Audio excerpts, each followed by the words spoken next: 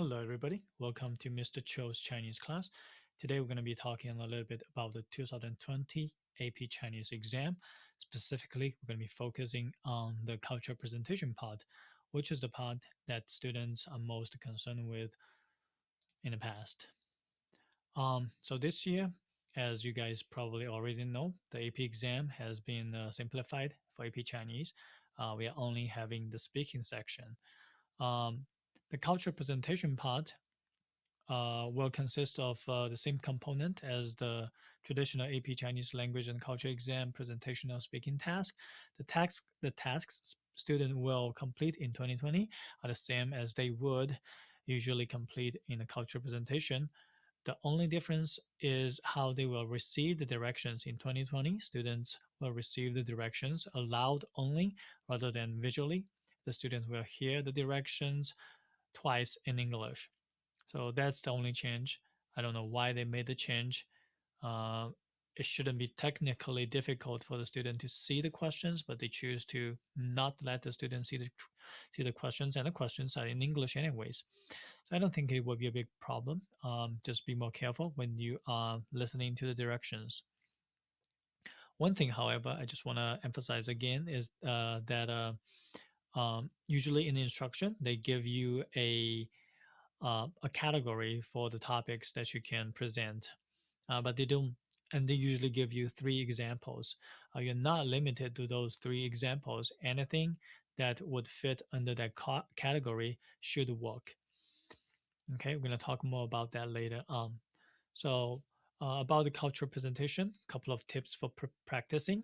Um, it is much more than just how good your Chinese is. It's also very much about time management. The culture presentation, you have 2 minutes.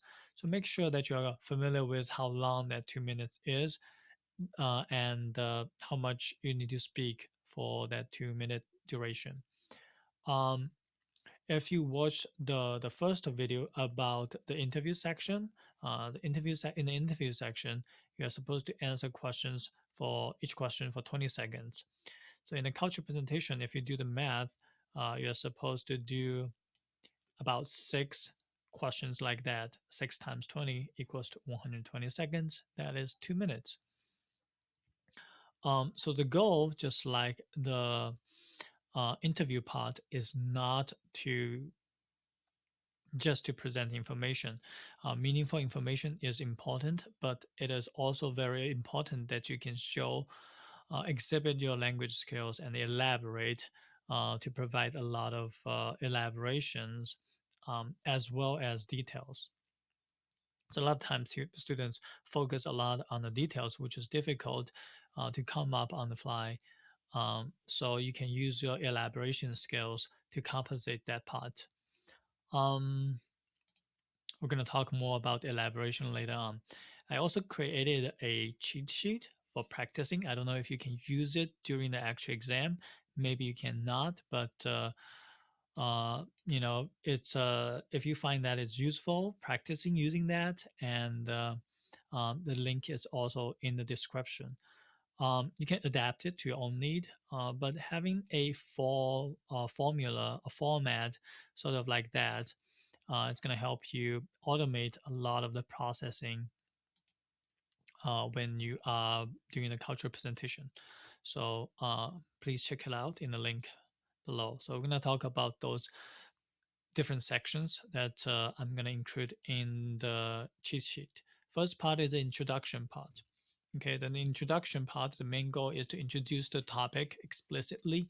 Sometimes I have students didn't explicitly mention a topic. I think it's something you definitely should do. Provide some general knowledge about the topic, not too in depth. Just lightly touch upon that. If your topic is Chunjie, then just say it's something. It's Chunjie